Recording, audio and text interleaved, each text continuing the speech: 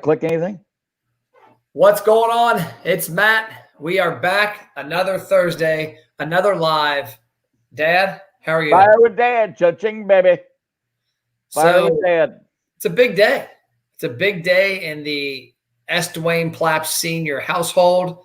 You have a new ring light behind your camera. Cha-ching, baby. So how many weeks did I talk to you about buying said light before I ended up buying it for you because you never bought it? About 4 or 5. I kept going online. I couldn't figure out which one I wanted. So that wasn't a ploy to get me to buy it for you? No, I just kept going online trying to figure out which one I wanted. I didn't know which one was the best one, or it had all kinds of different options. See, I have my own theories. As you've aged, I've noticed that you've become. Is mom interrupting the broadcast? You can't shush mom. She wants to know why it won't come up on her screen. I don't know. Tell her to call Mark Zuckerberg. Tell her she's interrupting a live broadcast right now. Message, you're interrupting a live broadcast right now. I mean, there are probably at least 13 million people that are There are 13 million people watching this. Well, she can't hear me. You got to tell her you got headphones on. Okay. So I've noticed as you have aged, I've become more of a dad to you, because I remember when you had your car and you wouldn't get rid of your Jeep Cherokee and it was costing you an arm and a leg, and I convinced you to get the Honda you got. Remember that? Yep.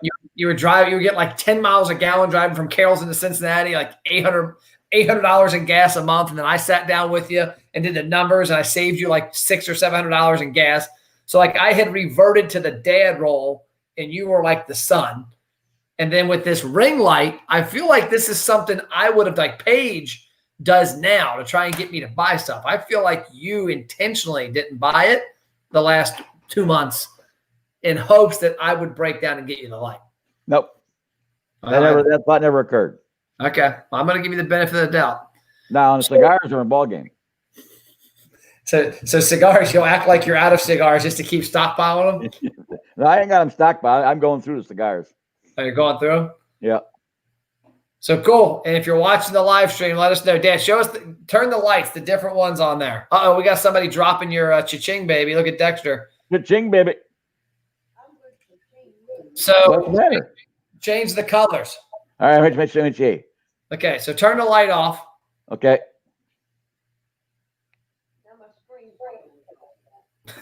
So mom's having technical difficulties.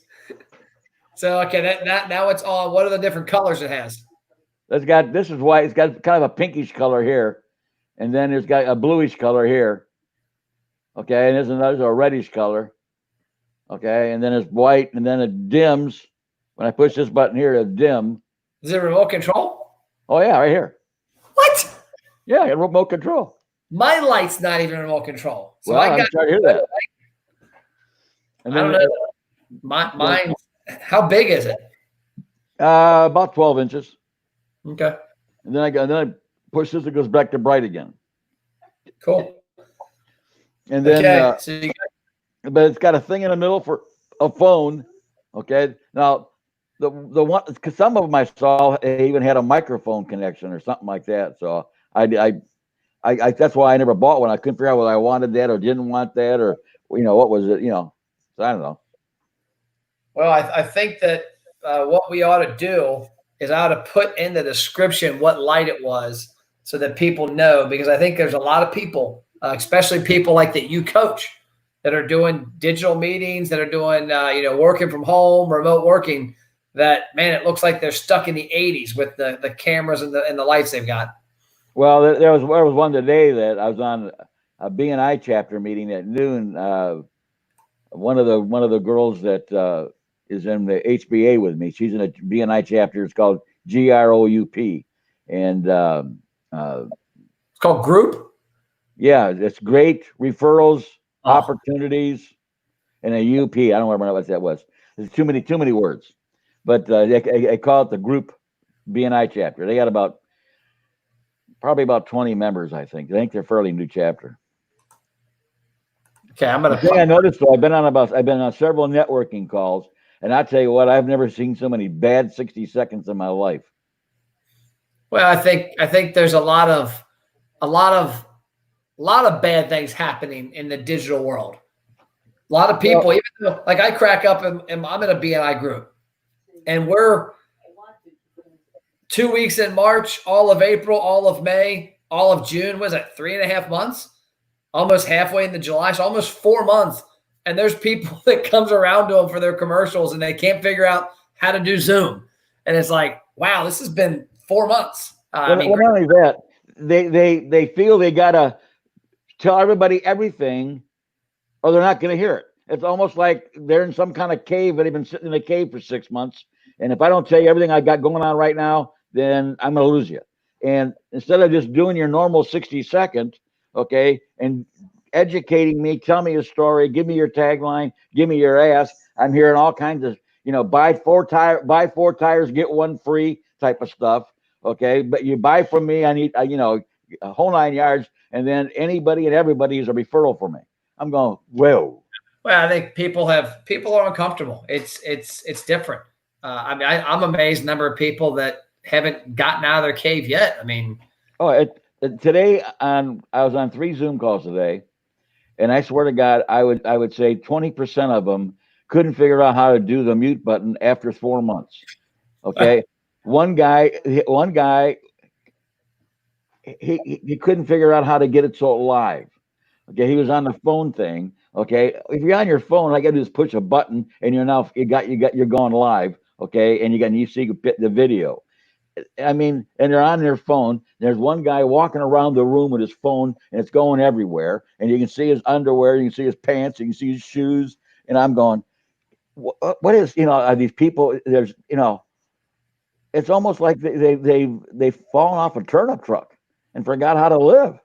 Yeah. I mean, I'm 73 years old. I figured it out. I've done probably 100 Zoom calls or more in the last 3-4 months. I probably done more. I probably had more like 200 Zoom calls.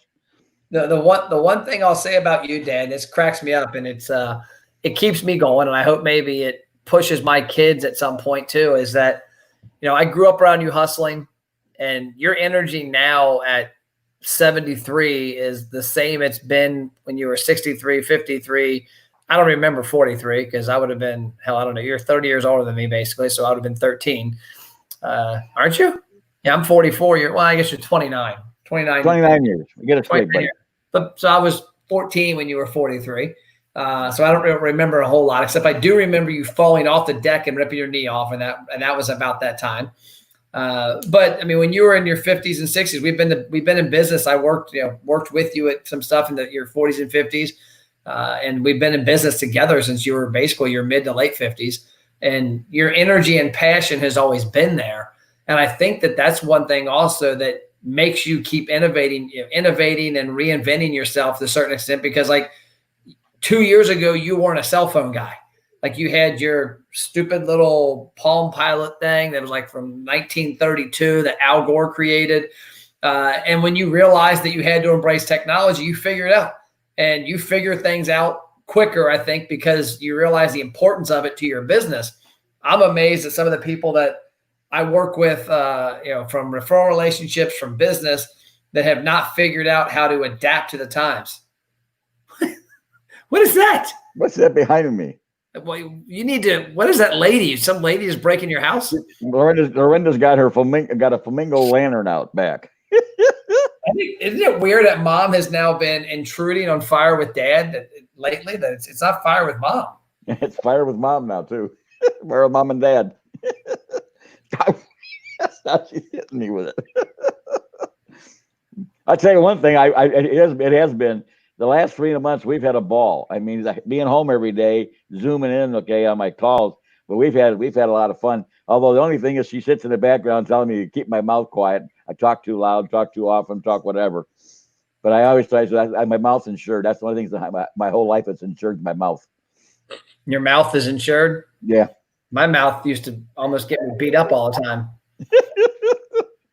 But no, I've gotten told that the guys say, "Hey, you got unbelievable energy." But like I always tell people, if you're going to be in business, and you got to create revenue, you can't create revenue by being down in the dumps, by being subdued, by being enthusiasm creates enthusiasm. Okay. And it creates energy. And the more energy you have, the more people want to work with you, want to do with things with you. But if you're low key and you don't want to do nothing and you don't learn stuff, guess what? You fall behind the times. And you fall behind the times, guess what? Everybody passes you. Yeah.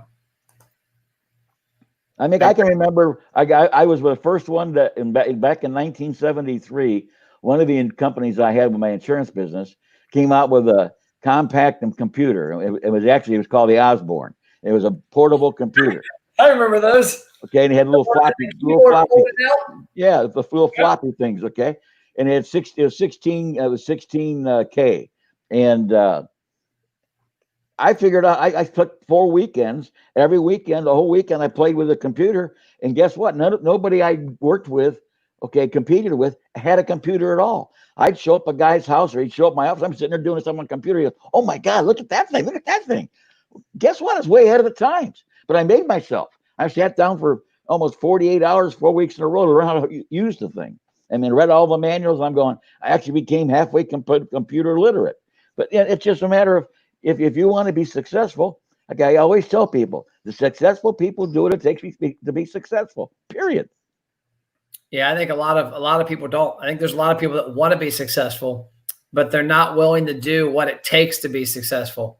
What is Mom doing? Now she's got a cat. She's got the little bitty kitten for sale. I mean, not for sale, for giveaway. If you need a cat, call Lorinda. Get the kitty cat out of here.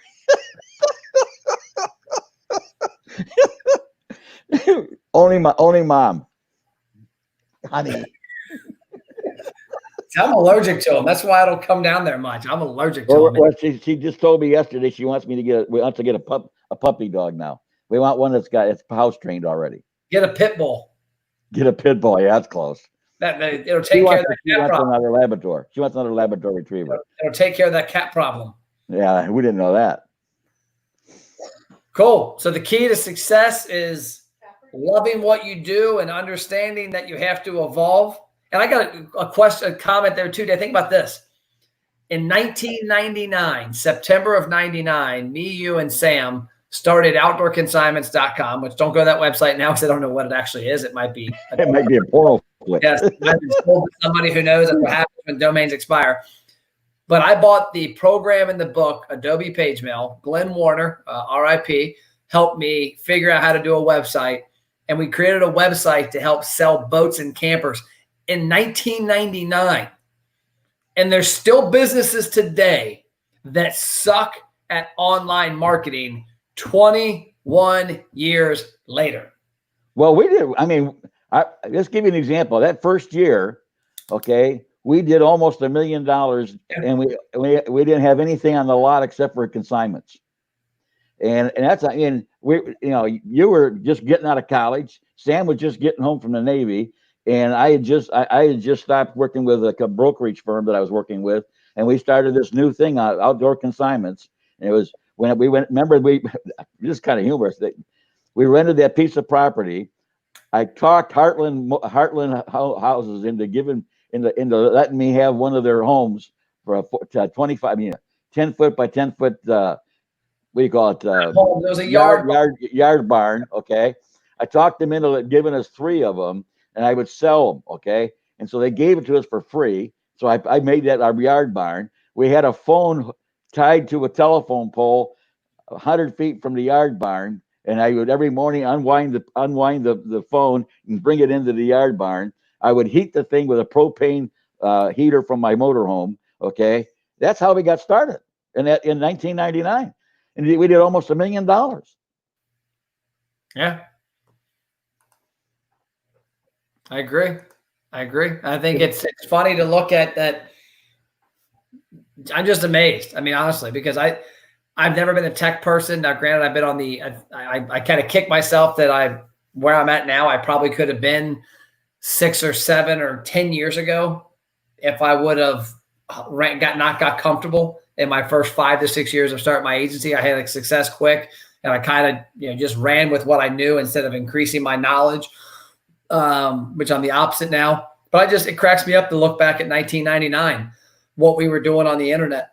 and doing 2000, 2001, 02, 03, 04, 05, 06, 07, 08, and companies still aren't doing it today. And it reared its ugly head the last couple months because a lot of restaurants weren't geared up for online market ordering. They didn't have a database to market to that was strong. They didn't embrace like technology, like third-party ordering. And then you look at, just people in my business community that after 4 months can't, without any issues, operate themselves on a Zoom call. But I think it just comes down to, you know what? Too many people's days end at 5 o'clock and start at 9 the next day. There's a shitload of things you can do from 5 p.m. to 8 a.m. the next day. If you're an entrepreneur, you never stop working. Okay. You're always looking at that new opportunity. You're always, I used to go out and we used to do that. You remember that. We'd go out for dinner at night all the time. And I'd be out talking to people while we're out eating dinner and just meeting people, interacting with people. And you never stop. If you're an entrepreneur or you're on commission, you never stop trying to figure out ways to make things happen. Now you may rest a little bit or whatever, but the minute you stop, guess what? Everybody passes you by. Yeah. And all of a sudden, when something like this happens, you're not ready for it. You're not ready to adapt. And I'll tell you what's wild, and it's hard to see. And you got to not look back as much, but this name won't ring a bell to you. Probably there's a guy named Gary Vaynerchuk, Gary V. I was ahead of Gary V. Gary V is now worth, his company does like $800 million a year in sales. But I started this whole thing before Gary V. I was ahead of the curve. The thing was I stopped. I got about 2 or 3 years in and I leveled off. I was like, okay, I'm going to dig in and I'm just going to do this. And the reason it was like that is I was working in my business. For 2 years, Driven Media was Matt Plapp with 30 clients, running and gunning and literally working 90-hour weeks. I added Ashley and we added capacity, but I never got out of the business. I was always the CEO in the kitchen. Now I'm out of the business working on it. And it's allowed me to kind of keep up and run. But like I look at two people that I follow that are Gary V. He's the biggest and best in the entire world at what we do. And I was literally, it was my coach, Billy Jean, the other guy I'm going to talk about, says I'm the real Gary V. He's like, Matt, you were Gary V before Gary V. You just didn't know it. And you didn't run hard enough, fast enough. And I was too in the trenches. Then the second person is that guy there, Billy Jean. Billy Jean's he's 31 now, so he's 13 years younger than me. And he's multi-millionaire and doing amazing things in the digital realm. What's the old saying? I was doing this when you were in high school. So it actually is kind of true there. I was doing digital marketing back in the early 2000s when he was out chasing girls and having a good time. But when his opportunity came, he never stopped. I kind of had that 3 or 4 or 5 years where I was too busy in the business and I stopped a little. And I think that's what I've learned is I don't stop now. I just keep going and going. I got this call. I got a call at 4:30. I got a webinar at 7 o'clock tonight. I got a live video I want to broadcast tonight. So, just run and gun, baby. Well, the key is, okay, and I tell all my clients this, you got to get to the point where you're not in the business. You're out on the business. You're working on, and Bob Calvert, my attorney, back when I was in 1973, when Bob and I became good friends. And one of the comments he made to me back in 1973, and I've lived by it forever, do what you do best and hire the rest. And you're supposed to be working on your business, not in your business. If you're doing the accounting and you're also supposed to be in sales, go hire the accountant. Okay. Do what you do best. And my best was I'm good at talking to people. I'm good at selling. I'm good at creating revenue. I'm not good at doing accounting. I'm not good at managing people. I'm good at what I do, and I hire the rest. And businessmen got to learn to do that. They got to get out of the kitchen, like you just said, and get out there and run the business.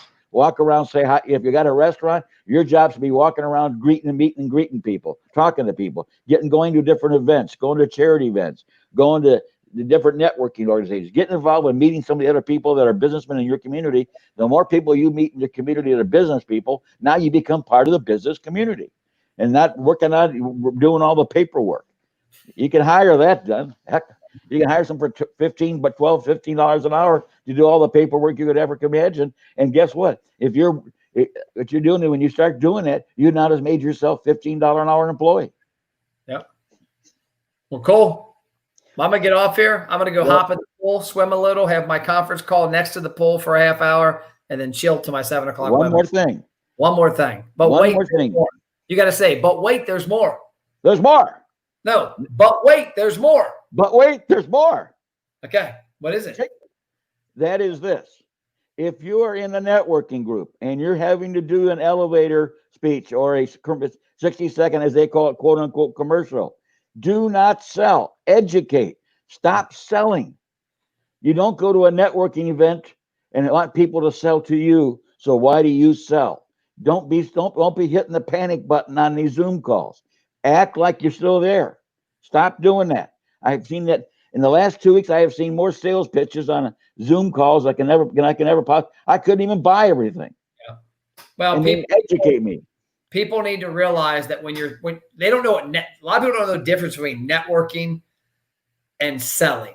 Like if you're going into a room, let's say you want to meet, you're 21, you want to meet the woman of your dreams. And a friend of yours says, hey, I'm going to send you to a meeting with 20 moms that all have daughters your age. You're there to meet them to possibly get an introduction to your daughter. Well, you're not going to be there trying to date the moms, hopefully.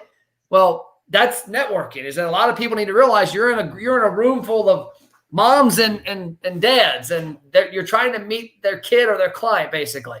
And I think that's a huge issue, is that people come in, they stand up and they say, hey, here's what I do. And I actually have people go, you would be a great client for me. You'd be a great client. It's like, well, would you rather have me as a client or the 10 referrals I can give you as 10 clients? And like I always say, do you want to meet me, or do you want me to introduce you to the 500 people that I know? Yeah. And the thing is, you got to get past it. The people are hitting the panic button. It's like they're getting ready to go bankrupt. Okay, if they don't make a sale right now to everybody in their group, got to stop doing that. Yep. Well, cool. We're done, Dad. Thanks, everybody, for tuning in. If you watched it live, let us know. If you watch it on the replay on LinkedIn, Facebook, the Facebook group, Twitter, YouTube. I don't know if anybody's ever watched this stuff on Twitter. I've got Twitter. I had some guy trolling me the other day. Was bragging about his Twitter subscribers. So I guess maybe people are on Twitter. I don't know, but I'm not. I'm going to have to one day hop on there, see people watching, but I'm going to go by the pool, have a call, and then chill. Well, fire with Dad with a new light gone. The what? New light. Yep. You got a new light, baby. Ching, baby. See you, Dad. Bye.